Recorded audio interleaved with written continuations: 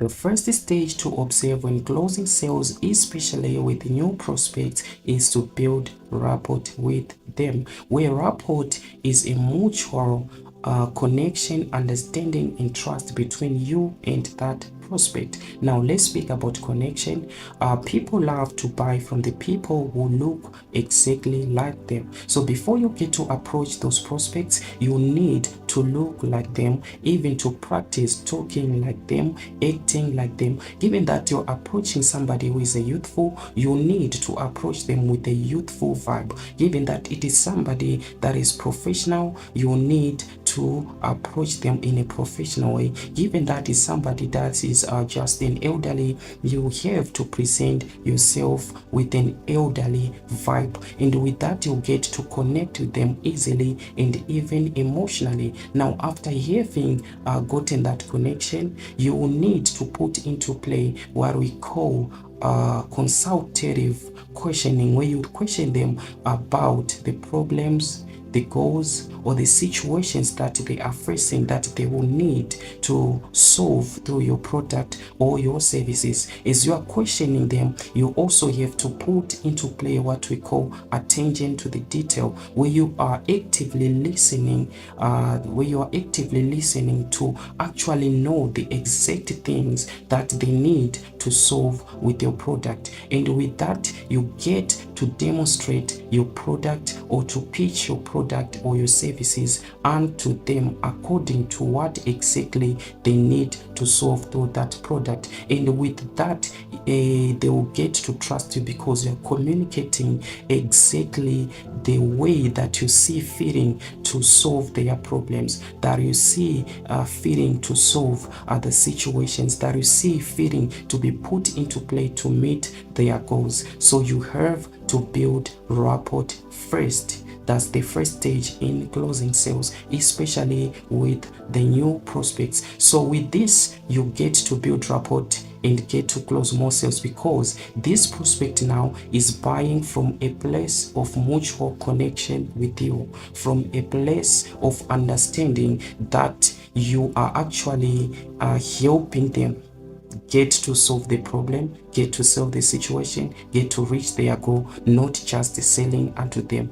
And also from a place of trust, that they can now trust you because you know what they need to solve and you have the solution that you need to put into play, solving that which they want to solve. Selling is an energetic exchange of value. This is because people buy from a place of emotions, desires, and needs, and all these are energies.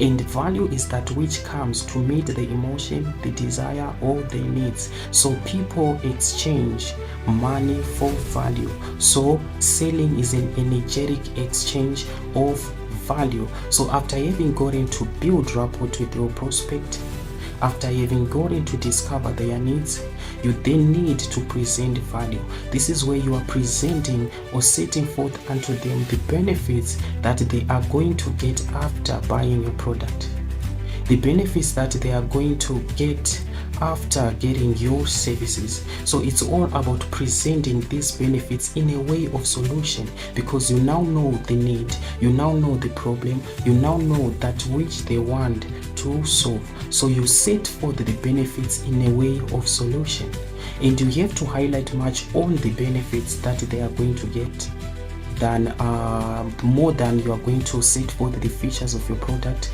more than you are going to set forth how your services works, because you need to meet the need, you need to fulfill the emotion, you need to fulfill the desire. So your job as a salesman is to get to meet those three, and you successfully get to what? To close more sales with those people when you successfully get to meet those. And also, for you to successfully get to close the sale, you also need to present unto them social proof and testimonials. This is because selling is all about inspiring your customer or your prospect to buy your product, to buy your services. So you have to give them social proof. You have to give them testimonials of the works that you have done with other companies or with other individuals before them.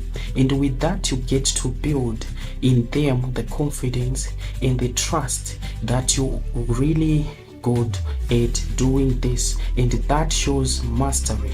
That shows mastery. And people love buying from people who show mastery. People love buying from the people who are confident about their work, who are confident about their product, who are confident about their services. So yours to do, number one, is to present value through setting forth benefits in a way of a solution and giving them social proof, and with that you get to close more sales. So get to apply this, and also share us your testimonials after having gotten to apply this, because I'm telling you, when you get to apply this, you're going to close more sales.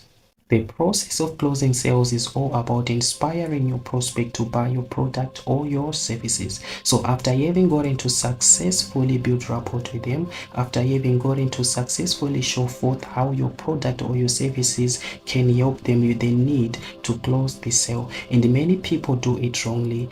They get to ask the prospect, when would you like to buy the product? So the moment you ask that, you take them into the future, you take them to think that they will have to decide on it later. They will have to buy that product after some time. And also you take them into a liminal space. A liminal space is a state where your prospect is in between saying yes or no, and many times they will say no, especially when they have never used your product before, when they have never used your services before, they will get to say no. So as a salesperson, you always have to avoid taking your prospects into a liminal space, and the best way to do so is presenting unto them options, just a few options according to their budget, so that they get to focus their mind on deciding which product to take, which package to take,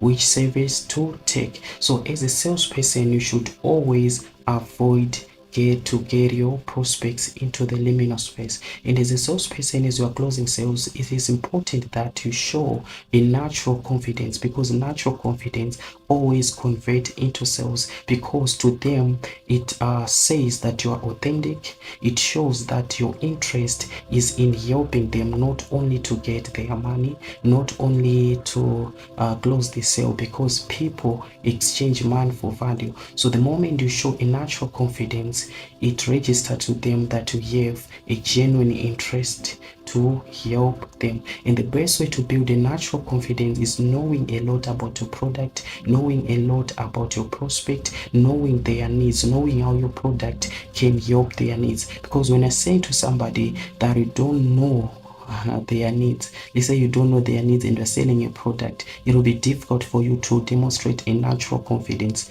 But the moment you get to find out what they really need to solve with your product or with your services, it will be easy for you to demonstrate it. And that's what I'm talking about.